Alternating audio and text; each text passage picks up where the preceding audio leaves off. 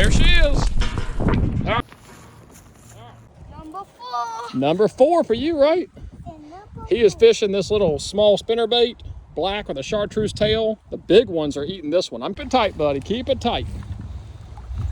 You got it, buddy. Hey, that's the biggest one yet. That's huge. That's the biggest one yet. Here, can you grab him by the bottom lip? Pinch it hard. Pinch it hard. Just hold tight. There you go, dude. Dude, that's a nice crappie. We ain't been fishing 5 minutes, and we got 1, 2, 3, 4, 5, 6. We are going to check a wood duck box, and I'm betting we're going to find some eggs in there.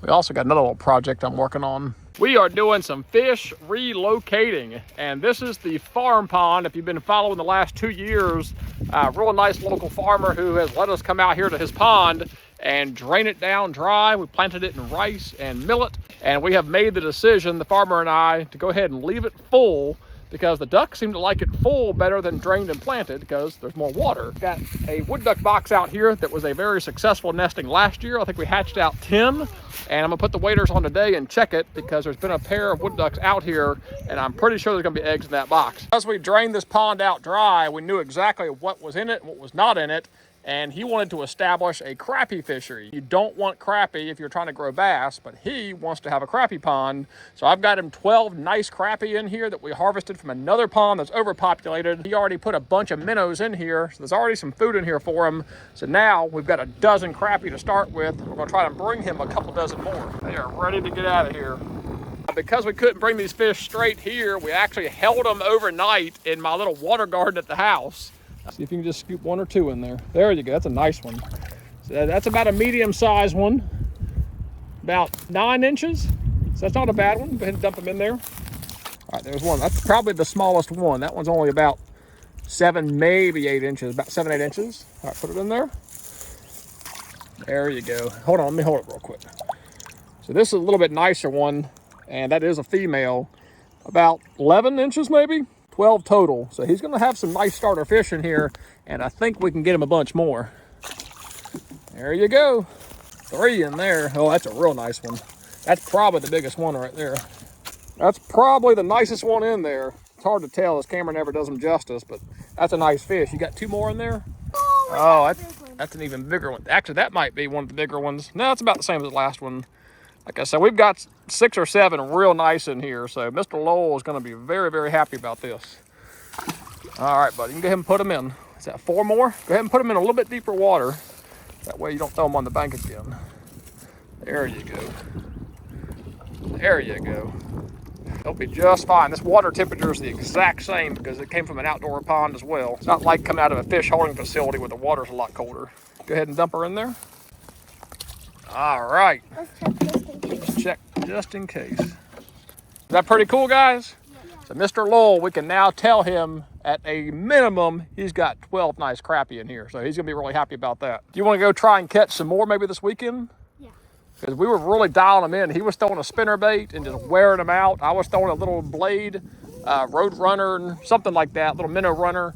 And we were really catching them good. We only had a short window, and we took a cooler too small.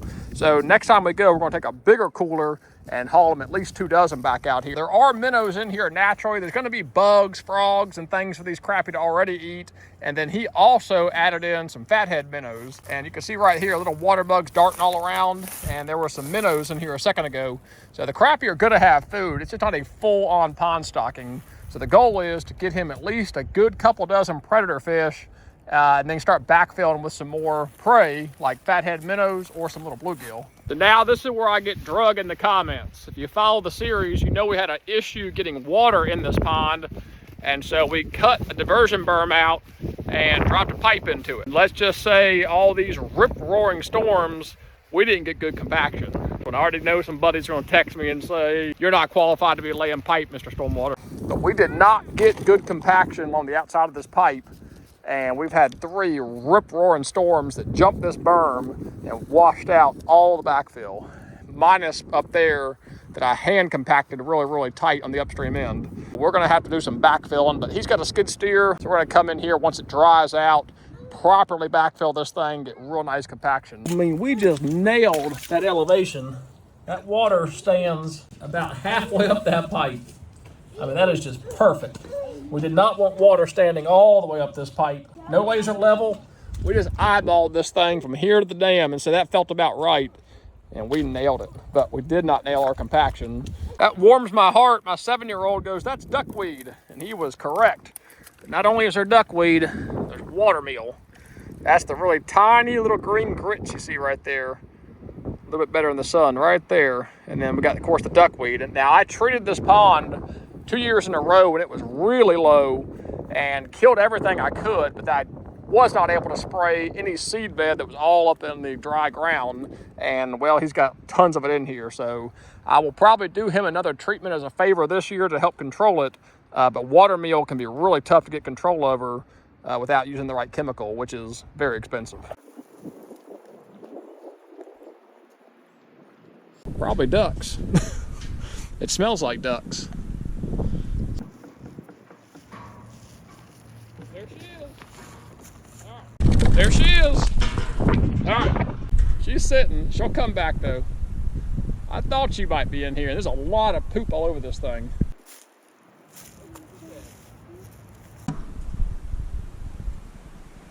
Just eggs. Oh man, they're warm. Very warm. So she's sitting.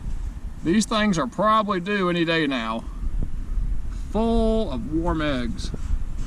So we are going to leave this alone, let her get back to it. Because it is a cold day. We want to hatch some more wood ducks. Saw that poop, I knew we were in business. Something's been sitting on this box a lot. So we disturbed her, we bumped her. It's no different than when they ban these boxes. They come out and they'll actually grab her, band her while she's sitting on the nest. But that'll be the only time we do it until we know those eggs have hatched. There you go. We stocked some crappie, checked on our pipe. I had to eat a little crow there. I messed that one up, but we'll get it fixed. Checked our box, and we have wood ducks. Exciting things going out in what would otherwise be a very simple farm pond. Gonna wrap this one up. We're keeping it short and sweet because it is windy and actually pretty cold out here, but that was pretty fun, wasn't it, guys? Yeah. We got ducks, we got duckweed, we got a pipe we gotta fix, and now Mr. Lowell has some crappie. So just fun with the boys on the evening, but until the next video, really appreciate you guys watching. God bless, take care. I finally have raised a cameraman. All right. You get that wood duck flying? Good job, buddy. No. I couldn't. You weren't videoing while she came out? No, it was too fast.